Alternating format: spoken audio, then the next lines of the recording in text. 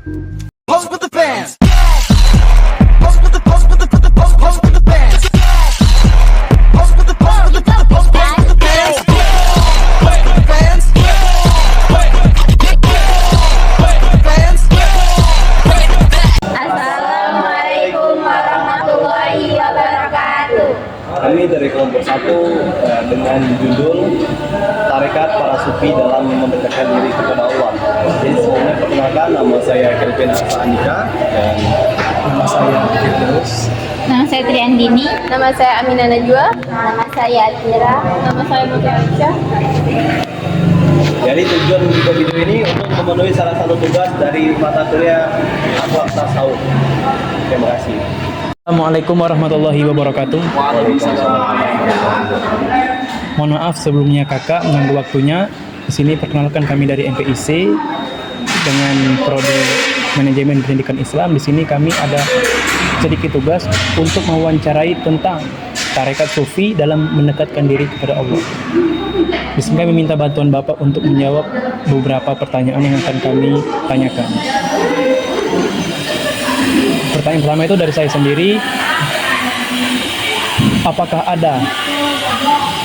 pernah kita mendengar itu ada tari-tarian yang bernama Jalaluddin Rumi itu dia bertari, tapi orang berpendapat itu salah satu metode untuk mendekatkan diri kepada Allah. Apakah itu menurut kakak itu benar mendekatkan diri kepada Allah atau tidak? Baik, sebelum menjawab, izinkan saya memperkenalkan diri saya terlebih dahulu. Apabila nanti ada pertanyaan yang mampu saya jawab, maka saya akan jawab sesuai dengan kadar keilmuan saya. Dan apabila nanti ada pertanyaan yang tidak bisa saya jawab, maka saya akan menjadikan pertanyaan itu sebagai PR saya. Nah, terkait pertanyaan tentang saudara Firdaus tadi, tentang Sayyidina Maulana Jalaluddin Rumi, beliau itu merupakan suatu tokoh sufi yang dimana sufi itu adalah orang yang melakukan tasawuf atau orang yang bertasawuf. Nah, tentang tarian-tarian itu sebenarnya bukan tarian, tapi merupakan bagian daripada zikir yang dilakukan oleh kelompok sufi. Nah, kelompok sufi itu ketika berzikir itu kan menggunakan torekoh. Bertorekoh secara sufi itu lebih mengedepankan rasa. Jadi ketika seorang sufi itu menyebut nama Allah atau menyebut nama Robnya, jadi batin dia secara tidak langsung tidak kuat menahan dahsyatnya daripada getaran-getaran asma tersebut. Jadi bergetar badannya ketika menyebutkan nama Robnya. Ketika Habib Nopel pernah berpendapat, rahimahullah, beliau berkata, kalau ada orang yang bertarekat atau orang sufi itu berzikir, badannya bergerak ke situ ke sini, biarkan saja. Mereka tidak kuat untuk menahan nikmatnya cahaya nur Allah yang masuk ke dalam batin mereka. Mungkin itu saja.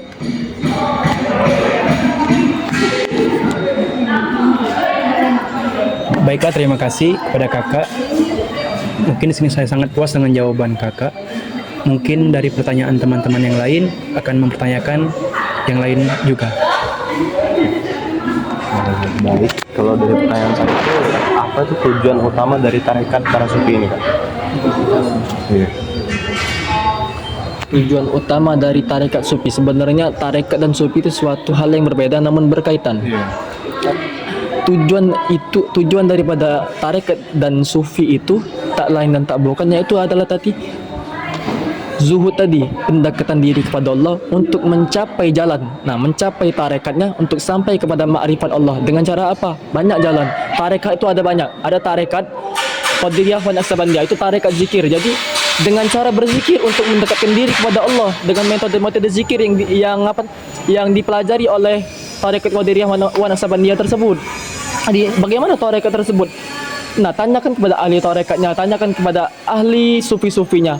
Mereka punya metode tersendiri. Mereka di saat mereka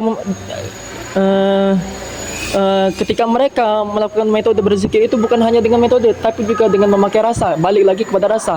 Kenapa selalu saya tekankan ada rasa di sini? Karena sufi, tasawuf atau tarekat itu berkaitan dengan ihsan. Apa itu ihsan? Ihsan itu sebuah rasa atau ketika kita sholat itu, kata Nabi, bayangkan ketika kita sholat itu kita melihat Allah. Apabila kita tidak mampu melihat Allah, maka bayangkan Allah selalu melihatmu. Begitu juga para orang yang bertarekat, para orang yang sufi, mereka merasakan bahwa Allah selalu melihat mereka. Mungkin sih. Mungkin dari teman-teman yang lain.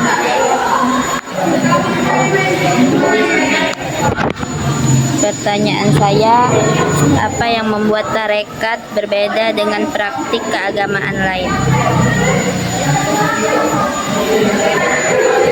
Baik, terkait pertanyaan ini sebenarnya berhubungan dengan rasa tadi.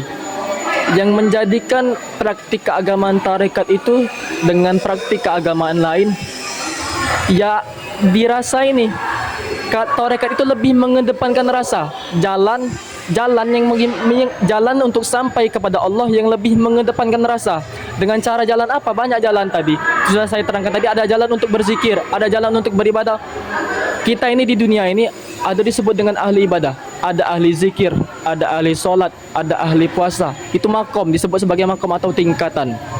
Jadi yang membedakan praktik keagamaan tarekat ini dengan praktik keagamaan yang lain itu karena di tarekat ini ada rasa yang lebih mengepentingkan rasa daripada praktik keagamaan lain. Kalau orang-orang bertasawuf itu, orang sufi itu bertasawuf, titik tertinggi daripada ilmu tasawuf itu adalah menganggap semua orang itu ahli surga kecuali dirinya. Mungkin itu saja.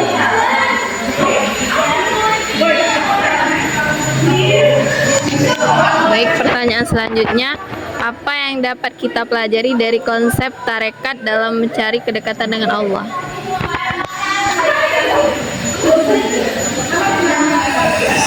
Yang dapat kita ketahui daripada konsep tarekat ini, bagaimana cara kita untuk beribadah kepada Allah lebih dengan hati yang hudur, hati yang hadir, hati yang khusyuk kepada Allah. Bayangkan, apa itu khusyuk?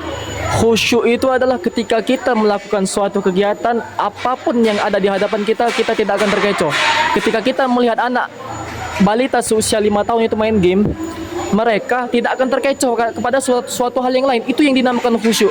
Kalau kita masih terkecoh kepada suatu hal yang lain, itu belum dinamakan khusyuk. Nah, yang kita dapat dari mempelajari tarekat ini tentang rasa. Rasa apa? Rasa khusyuk. Hati yang hudur, hati yang hadir kepada Allah untuk mencapai ma'rifatnya.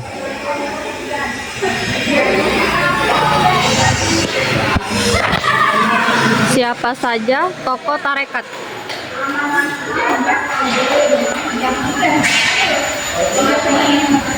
Tokoh tarekat di antara lainnya, kalau pendiri tarekat Qadiriyah wa Naqsabandiyah itu adalah Syekh Abdul Qadir Al-Jailani. Ada juga tarekat baru, yakni yang didirikan oleh suatu Al-Habib As-Sayyid Zuriyah daripada Nabi Muhammad SAW, yaitu Al-Faqih Al-Muqaddam Muhammad bin Alawi. Jadi tarekat Sada Alawiyin ini didirikan oleh suatu kelompok para zuriyah Nabi atau habaib atau sayyid. Pendirinya itu yaitu Al-Faqih Al-Muqaddam Muhammad bin Alawi. Kalau pendiri dari tarekat Qadiriyah wal Naqsabandiyah yang terkenal itu Syekh Abdul Qadir Al-Jailani. Pertanyaan saya, bagaimana praktik ibadah dalam tarekat membantu seseorang mendekatkan diri kepada Allah?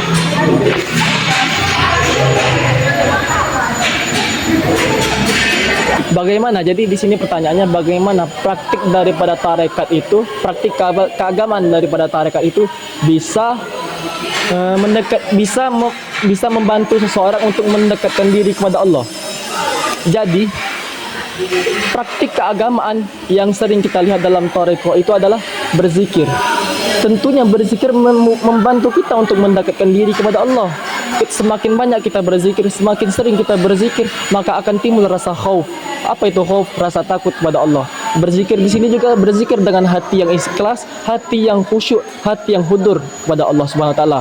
Banyak ragam zikir di tarekat tadi saya bilang, ada yang sambil menari-nari, ada yang sambil bergerak-gerak ke situ ke sana kemari. Itu sebagai suatu bentuk kenikmatan hambanya menerima atau memanggil atau menerima respon batinnya, menerima panggilan menerima asma daripada Robnya, daripada Tuhannya. Jadi kenikmatan itu dia tidak tahan menampung, batinnya itu tidak tahan menampung nama Allah itu, jadi bergoyang, badannya itu bergoyang ke situ kemari, ke situ kemari. Nah, semakin sering praktik zikir itu dilakukan, maka akan semakin melekat rasa khauf, rasa takut akan kepada Allah Subhanahu wa taala.